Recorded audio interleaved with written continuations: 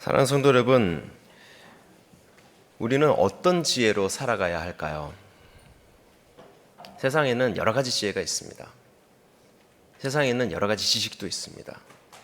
우리는 어떠한 지혜로 살아가야 할까요? 사람들은 흔히 이 지식과 지혜를 서로 혼동을 합니다. 비슷한 줄 알고 있어요. 지식과 지혜를 잘 구분을 할 줄 모르죠. 지식은 많이 아는 것입니다. 하지만 지혜는 그것을 어떻게 사용하는지 아는 것이죠. 그러니까 지식보다는 지혜가 훨씬 더 우월하다고 볼 수가 있습니다. 그래서 지식을 많이 아는 것보다 지혜를 제대로 하는 것이 옳은 것이죠. 세상은 참 똑똑한 사람을 원하죠. 그러나 하나님은 어떠한 사람을 원하시냐면 똑똑하고 딱 부러지고 마무리가 잘 되고 중간 과정도 좋고 처음부터 잘하는 그러한 사람을 원하는 게 아니라 뭔가 하나가 없어 보이더라도 뭔가 하나가 모자라 보이더라도 한두 군데가 아니라 다 없어 보이더라도 하나님을 제대로 알고 또 하나님께 모든 것을 맡길 줄 아는 그러한 지혜로운 사람을 원하십니다. 야고보는 말합니다. 오늘 13절 말씀 상반절에 너희 중에 지혜와 총명이 있는 자가 과연 누구냐라고 그렇게 얘기합니다. 너희 중에 과연 지혜와 총명이 있는 자가 과연 누구냐라고 얘기합니다. 만약에 야고보가 지금 여기에 서서 이 말을 한다면 과연 제가 바로 지혜와 총명이 있는 자입니다 라고 말할 사람이 과연 누가 있겠습니까? 지혜롭고 싶죠. 총명하고 싶습니다. 뭔가 잘하고 싶어요. 그런데 그렇지가 못하죠. 뭔가 모르게 우매하고 뭔가 모르게 매일 넘어집니다. 그리고는 탄식을 하고요. 주님께 다시 돌아옵니다. 눈물 짓고 기도하죠.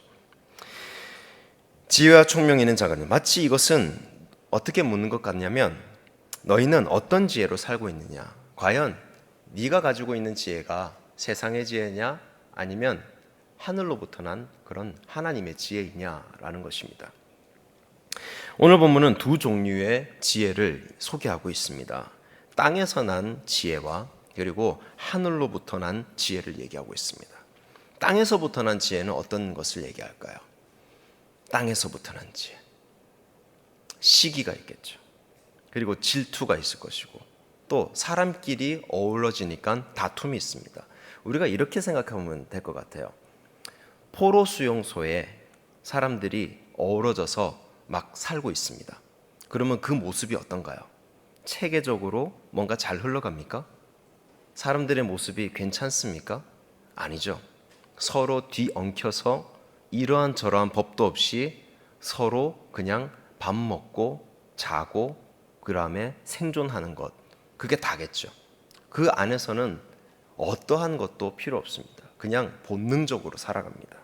그러한 것이 바로 땅에서부터 난 지혜라고 볼 수가 있는 것이죠. 서로 시기하고 그냥 본능적으로 움직이듯이 서로 다투고 험한 말하고 뒤 생각 안 하고 혼란을 낳습니다. 땅에서부터 난 지혜는 혼란을 낳습니다. 그래서 우리가 땅에서부터 난 지혜다라고 생각하면 포로 수용소에서 포로들이 그냥 뒤엉켜서 생활하는 것을 생각하시면 될 것 같습니다. 그 이미지가 바로 땅에서부터 올라오는 바로 그 지혜인 것이죠. 그 결과는 혼란, 혼동뿐입니다. 위로부터 난 지혜는 어떤 것일까요? 위로부터 난 지혜. 깨끗한 것입니다. 성결하고 그리고 서로가 포용해주고 용서해주는 화평 가운데 있습니다.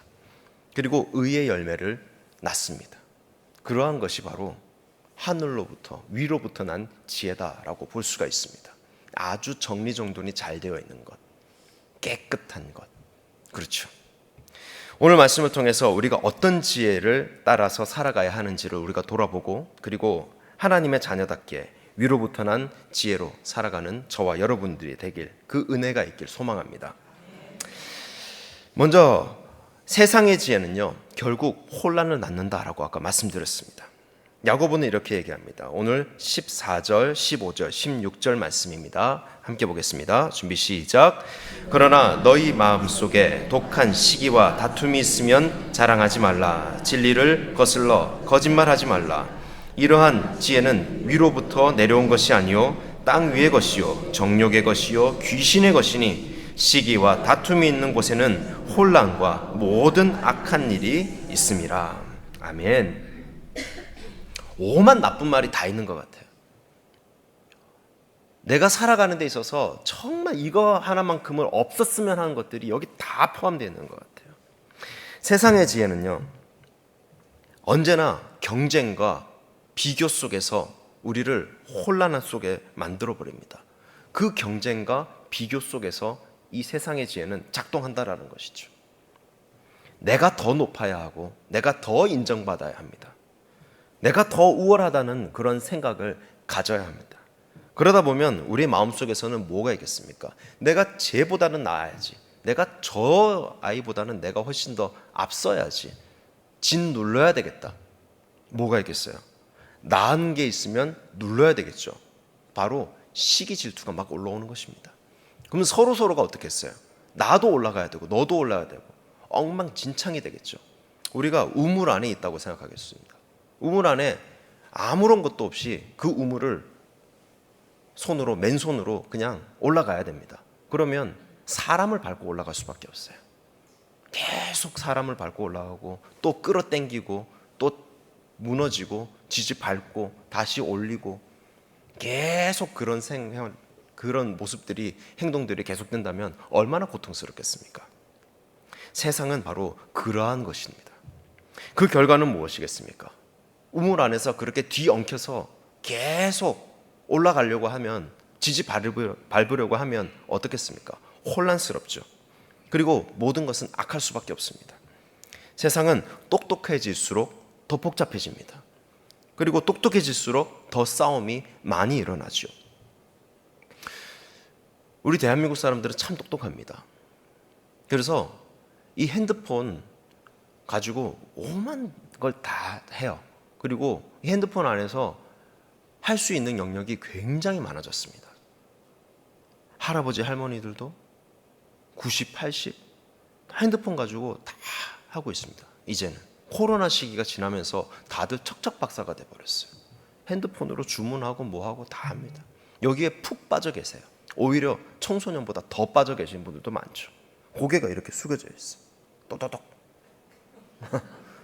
할아버지 또또똑 계속 요것만 보니까 그만큼 할아버지 할머니들도 똑똑해졌습니다. 청소년들도 똑똑해졌어요. 서로 대화도 없고 연결고리도 없고 점점 멀어져만 가죠. 그런데 어떻습니까? 우리의 마음속은 더 복잡해집니다. 뭔가 간결해진 것 같은데 더 복잡해집니다. 요즘에 유튜브에 옛날 영상들이 이렇게 막 올라와요. 90년대, 80년대. 요즘에 노래도 어느 시대를 듣습니까? 80년대, 90년대. 그때 음악을 또 듣습니다. 이 젊은 친구들이요. 그렇다라는 것은 무엇이겠어요? 사람이 살만한 공간 속에서 생활할 수 있는 그 공기를 마시는 그 사람들이 뿜어내는 그런 생각들, 그런 음률들, 그런 것들이 노래가 되잖아요. 그러니까 그런 것이 요즘에는 희박하다라는 것이죠. 희박하다라는 것이죠. 마치 오염된 공기와 같이 고도로 발달했지만 공기가 점점 탁해지는 것과 같이 노래도 탁해지고 뭔가 사람들도 탁해집니다. 그래서 더 퓨어한 것, 더 순수한 것을 찾죠. 그러니까 옛날 감성들을 찾는 것입니다. 그래서 갬성갬성하잖아요. 그만큼 똑똑해질수록 복잡해지는 것이고 똑똑해질수록 더 많은 싸움이 일어납니다. 평화로워질 줄 알았죠. 핸드폰이 발달되고 미래 세계가 되고 그러면 사람들끼리 더 많이 소통이 되고 더 많이 발전할 줄 알았습니다. 하지만 그렇지 않죠. 서로 더 많이 싸우고 죽이고 묻지마 살인이 일어나고 부모가 자식을 죽이고 자식이 부모를 죽이고 별의 별일이 다 있죠. 성경에 보면 사울 왕이 그렇습니다. 사울은 다윗을 굉장히 시기하죠. 하나하나 처음부터 끝까지. 근데 처음에는 그렇지 않았습니다. 뭔가 마음이 뒤집혀 버렸어요. 이 노래 때문에 그렇습니다. 사울은 천천히요, 다윗은 만만히로다. 하필이면 그 백성들도 왜 굳이 이런 걸 했는지. 사람은 악합니다. 어떤 설교에서 그런 말씀을 들은 적이 있습니다. 사람은 사람을 가지고 노는 걸 가장 행복해한다, 가장 즐긴다라고 말이죠. 사울의 마음에 시기가 일어나서 결국에는 다윗을 이제 죽이고자 합니다. 제일 없었으면 하는 것이 바로 사울이었어요. 자기의 후계자이기도 하고 그리고 사위이기도 한 그 세상에 둘도 없는 귀한 다윗이 이제는 죽이고자 하는 첫 번째 대상이 되었습니다. 그러나 그 시기와 다툼은 결국 어떻습니까? 사울을 파멸로 이끌어갔죠. 더 잘되게 하지 않았습니다. 사람은 시기를 하고 다투고 무너뜨리면 그 끝은 별로 좋지 않습니다. 사울은 왕위를 가졌지만 하지만 사울이 가지지 못했던 것이 무엇이겠어요? 지혜가 없었어요. 본능적으로 따라갔죠. 다윗은 권세가 없었습니다. 아무것도 가진 게 없었어요. 그런데 다윗에게는 뭐가 있었냐? 사울에게 없었던 지혜가 있었다라는 것입니다. 성도 여러분, 세상의 지혜는 나를 잠깐 높일 수가 있습니다. 나를 잠깐 만족시킬 수가 있어요. 하지만 결국 내 삶을 무너뜨려 버립니다. 마치 마약처럼, 펜타닐처럼. 처음에는 아주 행복하죠. 도파민이 끝도 없이 올라갑니다. 하지만 그날 그 순간 뿐이죠. 두 번 다시는 오지 않습니다. 결국에는 어떻습니까? 내 살을 갉아먹고 아무 데서나 잠을 자고 그러다가 죽어버리는 그러한 인생이 되어버리죠. 위로부터 난 지혜는 성결과 화평을 낳습니다. 야고보는 또 이렇게 얘기하죠. 오늘 17절 말씀입니다. 오늘 본문의 17절 말씀 함께 보겠습니다. 준비 시작.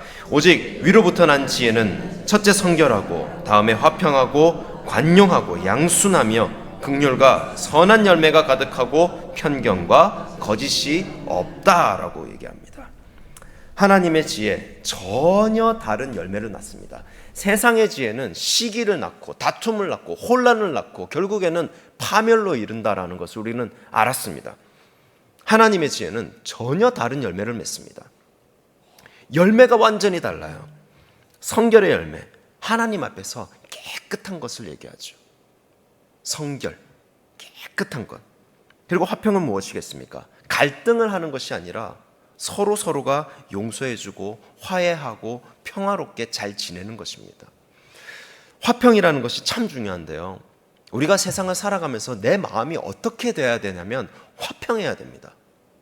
그래야지 성경도 들어오고 말씀대로 살아갈 수도 있고 그리고 지혜가 충만해지고 그리고 말씀이 나의 모든 삶의 원동력이 됩니다. 내가 말씀으로 살아갈 수가 있어요. 그 화평이 없이는 서로가 서로를 용서해 줄 수도 없죠. 사랑해 줄 수도 없죠. 화내고 그럼 아니잖아요. 관용이라는 것은 말 그대로 받아들이는 것, 너그럽게 나아가는 것을 얘기합니다. 양수는 무엇일까요? 순종하고 잘 따르는 그러한 태도를 얘기하는 것이죠. 주님의 말씀대로 서라면 서고 가라면 갈 수 있는 이것저것 나에게 주신 사명은 많지만 불평불만하면서 나는 이런 것 주고 저 사람은 저런 것 주고 평생 그러다가 그냥 그 인생은 그런 거예요. 그냥 우리가 살아보면 알잖아요. 나이 든다고 결혼한다고 애를 낳는다고 손자를 본다고 결코 달라지지 않습니다. 그놈이 그놈이에요. 3살, 90, 100살까지 갑니다. 똑같아요. 그렇죠. 달라지지 않습니다. 주님 앞에 순종하고 잘 따르고 하는 것 처음부터 씨앗, 그 떡잎부터 다르다라는 것이죠. 긍휼과 선한 열매는 무엇입니까? 사람을 세우는 것 그리고 사람을 돕는 그러한 삶을 얘기하는 것입니다. 우리 공동체에서 참 중요한 것이죠. 긍휼 그리고 선한 열매를 맺는 것. 긍휼이라는 것은 무엇입니까? 하나님께서 우리를 바라보실 때 가지는 마음을 얘기합니다. 불쌍히 여기는 마음. 그런데 옷을 저건 못 입었는데 불쌍해. 너 초라해. 이런 것이 긍휼이 아닙니다. 내가 뭘 하나 더 해주고 싶은 마음입니다. 내 걸 뺏어 주고 싶은 마음을 얘기하는 것입니다. 부모가 자식한테 드는 마음, 그것보다 하나님께서 우리에게 주시는 마음은 10배, 20배, 100배, 10,000배 더 할 줄로 믿습니다. 그리고는 편견과 거짓이 없다고 얘기하죠. 정직하고요. 그리고 진실된 삶, 그것이 바로 하늘에서 내려온 지혜, 하나님의 지혜에서 나오는 그런 열매입니다. 우리 공동체에서, 우리 삶에서 굉장히 중요한 것이죠. 거짓 없는 삶, 편견 없는 것. 저 사람은 가난하니까, 저 사람은 별 볼 일 없으니까 아무 때나 해도 돼. 천벌 받습니다. 자기 인생이 별 볼 일 없기 때문에 그런 거예요. 자기 인생이. 세상에 누가 누구를 편견을 가지고 볼 수가 있습니까? 절대 그럴 수가 없죠.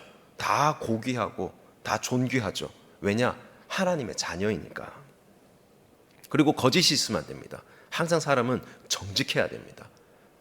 잘못했으면 잘못했다고 얘기하면 됩니다. 그러면 돼요. 다윗처럼 죽을 죄를 졌어도 잘못했습니다라고 얘기하면 하나님께서 높여주십니다. 그런데 자꾸 숨기고 다른 말하고 넘어가려고 하고 머리 쓰고 하면 결국 어떻습니까? 끝내는 죽음으로 이끌어가는 삶을 사게 된다는 것이죠. 사랑하는 성도 여러분, 이 지혜는 책을 많이 읽는다고, 지식을 많이 쌓는다고 얻는 것이 절대로 아닙니다. 세상에서 성공했다고 얻는 것도 아닙니다. 오직 하나님께로부터 성령님을 통해서만 얻어지는 것이 바로 이 하늘로부터 받을 수 있는 이 지혜입니다. 그것이 우리에게는 은혜라는 것이죠. 열왕기상 3장을 보게 되면 솔로몬이 나옵니다. 하나님께서 솔로몬에게 말씀을 하십니다. 얘야, 내가 너한테 무엇을 줄까? 너 참 이쁘다. 너 참 마음에 든다. 널 보면 내가 참 기쁘다. 뭐 해줄까? 다 말해봐. 다 얘기해줘. 내가 다 들어줄게.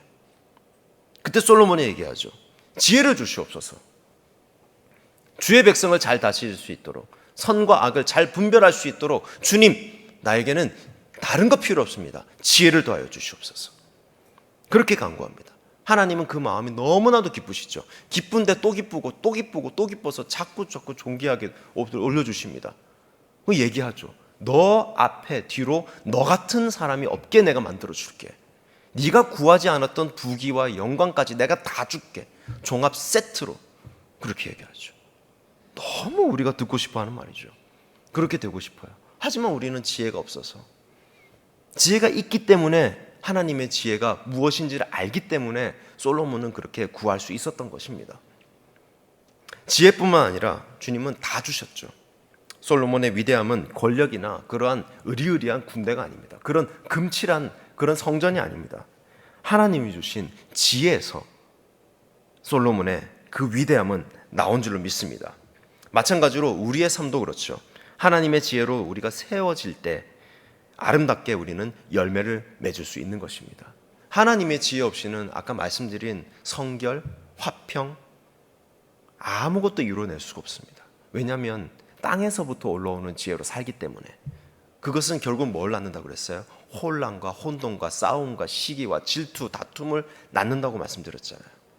전혀 우리가 할 수 없는 것들, 그것은 바로 위로부터 나는 지혜다라는 것이죠.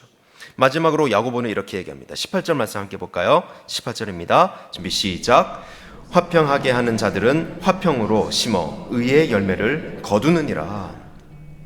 결국엔 무엇입니까? 화평이라는 것이에요. 화평.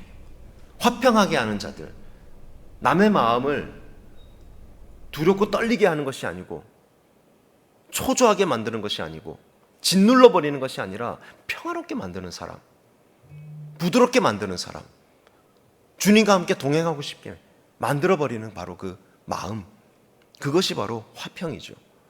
그 화평을 나누어 주는 사람이 있습니다. 화평하게 하는 자, 그는 화평으로 심어서 의의 열매를 거둔다라고 얘기합니다. 위로부터 난 지혜는 반드시 열매를 맺는 줄을 믿습니다.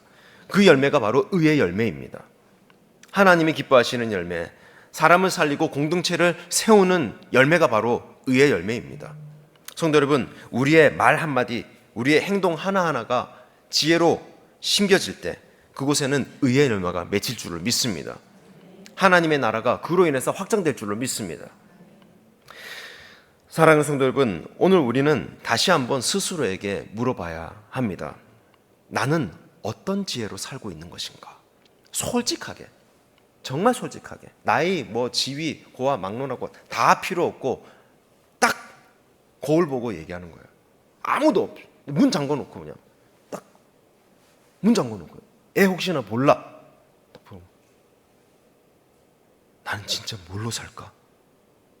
진짜 솔직하게 한번 주님 앞에 나아가시기 바랍니다. 세상의 지혜일까요? 시기와 다툼, 질투, 분열, 혼란, 혼동, 아니면 위로부터 난 지혜입니까? 나는 어떠한 지혜로 살아갈까요? 성결로 살아갑니까? 나는 화평한 자입니까? 나는 의의 열매를 맺는 자입니까? 한번 생각해 보아야 할 줄 믿습니다. 우리는 똑똑해지기보다는 지혜로운 자가 되어야 합니다. 세상에서 우리는 똑똑한 사람이면 세상에서 바른 말하고 이성적인 말 잘하면 지성인이다라고 얘기하고 세워질 수 있습니다. 하지만 하나님께서는 그런 걸 원하시는 게 아니에요. 하나님의 지혜로 살아가는 것인가 아닌가, 의의 열매를 맺는 자인가 아닌가, 화평한 자인가 아닌가, 그것을 바라보시는 것이죠. 지혜로운 사람은 문제를 풀어내는 그러한 사람이 아닙니다. 사람을 세우는 사람입니다. 복잡한 걸 쉽게 만드는 사람이 아니라 사람을 세워나가는, 영혼을 살려내는 그러한 사람이 바로 지혜로운 사람입니다. 세상을 변화시키는 것, 그것은 똑똑한 것이 아닙니다. 위로부터 난 하나님의 지혜로 그 모든 것들은 완성될 줄 믿습니다. 그러면 우리는 과연 우리 가정에서 또는 우리 교회에서 또는 세상 속에서 우리는 어떻게 살아가야 할까요? 가정에서 우리는 하나님의 지혜가 필요합니다. 어떻게요? 말로. 가정에서는요, 사람과 사람 사이의 거리가 굉장히 좁습니다. 항상 어깨가 부딪히고요. 항상 50cm 근처에 사람이 있게 되죠. 그러면 작은 소리라도 잘 들립니다. 그리고 조그마한 것이라도 그 사람에게는 영향이 가게 됩니다. 그렇다라는 것은 우리는 어떻게 해야 되는 것인가? 내가 하는 말이 굉장히 크게 영향을 받는다라는 것이죠. 언어라는 것, 그것은 화살이 아닙니다. 언어라는 것은 창이 아니고 칼이 아닙니다. 사람을 찌르는 도구가 아니에요. 특히 가정에서는 말이죠. 사람에게 힘이 되어줄 수 있는 말, 즉 치유의 말로 우리는 가정을 세워나가야 할 줄 믿습니다. 그 치유의 말이 바로 지혜롭게 살아가는 말입니다. 교회에서는 어떨까요? 어떠한 지혜가 필요할까요? 섬기는 지혜가 필요합니다. 교회는요, 섬기러 온 것입니다. 내가 각광받으려고 온 것이 아닙니다. 섬기려고 왔습니다. 그러면 섬겨야 됩니다. 머릿속으로 한번 이미지를 생각해 볼까요? 예수님께서는 발을 씻어 주셨죠. 제자들에게. 우리는 교회에 왔을 때 어떤 마음으로 교회에 와야 하냐면, 오늘 내가 발을 씻어주러 가야 되겠구나 라는 마음으로 교회에 와야 됩니다. 오늘 내가 교회에서 은혜 받아야지. 전적으로 자기를 위한 생각이죠. 내 행동과 내 말과 내 모든 삶이 다른 사람에게 덕이 돼야죠. 은혜가 돼야죠. 그런 것은 내가 섬겨야 되는 것이에요. 내가 예수님처럼 나아가야 됩니다. 예수님이 성전에 들어올 때 은혜 한번 받아볼까? 뒷짐지면서 들어왔습니까? 아니죠. 예수님이 어땠습니까? 한 명이라도 더 섬기려고, 한 명이라도 더 돌아보려고 그렇게 왔지 않습니까? 그럼 우리도 작은 예수잖아요. 예수님처럼 살아가야 된다고 말씀하셨잖아요. 예수님이 우리를 사랑하시잖아요. 그걸로 우리는 신앙을 가지고 믿음을 가지고 살아가고 있잖아요. 그러면 예수님처럼 살아야죠. 섬기는 것이 교회에서의 첫 번째 지혜입니다. 다툼이 아니고요, 화평으로 교회를 세워나가는 것이죠. 섬기지 않으면 다퉈집니다. 섬기지 않으면 분열됩니다. 왜냐하면 서로 지지 밟고 올라가려고 했던 땅으로부터 올라오는 바로 그 지혜로 우리가 나아갔으니까. 우리 각 전도회에서는 장결자들을 통해서 장결자들에게 2명을 선정해서 이렇게 택배 박스를 우리가 주고 있거든요. 그런 마음 하나하나가 어떤 거냐면 섬기는 마음이에요. 아, 교회에서 뭐 하네? 아, 귀찮네? 아, 이거 하네? 아, 어떻게 할까? 이게 아닙니다. 진짜 한번 섬겨보자. 머리를 한번 싸매보자. 어떤 아이디어로 내가 해야 될 것인가? 이 택배를 받으면 어떤 마음일까? 그 기쁜 마음으로 그 선물을 받았을 때 교회, 그 선물로서 교회에 올 수 있도록 딱 받는 동시에 가자 더 잘함. 안 되겠다. 도저히 못 참겠다. 얘 이거 받고 내가 집구석에 앉아 있을 수가 없네. 가자 더 잘함. 이걸 얻기 위해서 택배박스를 주는 겁니다, 여러분. 이거예요. 이 장면입니다. 가자. 더 이상 내가 라면 끓여 먹고 살 수가 없다. 선풍기고 뭐고 다 필요 없다. 저기가 더 시원한데 가자. 더 잘함으로. 그렇게 가야 되는 것입니다. 섬기는 마음이 첫 번째가 되어야지 되는 것입니다. 교회에서 프로그램을 하네, 귀찮네, 억지로 하네. 자기 삶이 그런 것이에요. 자기 삶이. 그렇게 살아왔고 그렇게 앞으로 살 것이고 지금도 그렇게 살고 있고, 하지만 작은 것에라도 섬기는 사람은 어떻습니까? 교회에서 뭘 하네? 섬겨야 되겠다. 내가 제일 잘해야지. 이게 아니에요. 그냥 해야 되겠다. 그러면 그 박스 안에서는 사랑이 막 피어오릅니다. 열면 예수님의 향기가 그냥 막 가작. 오늘 백 목사님 안 계시죠? 가작.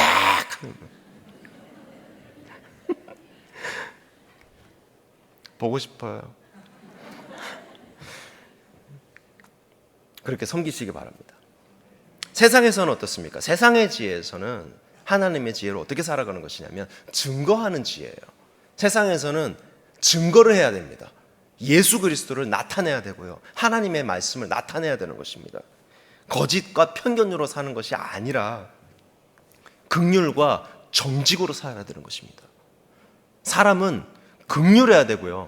정직해야 됩니다. 영적으로 주님의 말씀을 받아서 그 말씀을 전하는 마음이 긍휼로서 나와야 되는 것이고, 내 모든 행동과 생각과 판단이 정직해야 됩니다. 그래야 세상에서 지혜로운 사람입니다. 그래야 예수님께서, 하나님께서 바라보시고 기쁜 나의 아들아 하면서 칭찬해 주시는 바로 그 사람이 그 사람입니다. 그것이 바로 빛과 소금으로 사는 삶인 줄로 믿습니다. 사랑하는 성도 여러분, 오늘도 우리는 선택을 해야 합니다. 항상 선택을 해야 되죠. 세상의 지혜를 따를 것인가? 아니면 땅으로부터 오는 그러한 세상의 지혜, 분열과 시기와 미움을 낳는 그 지혜를 내가 따를 것인가? 아니면 위로부터 나오는 하나님의 지혜를 내가 구할 것인가?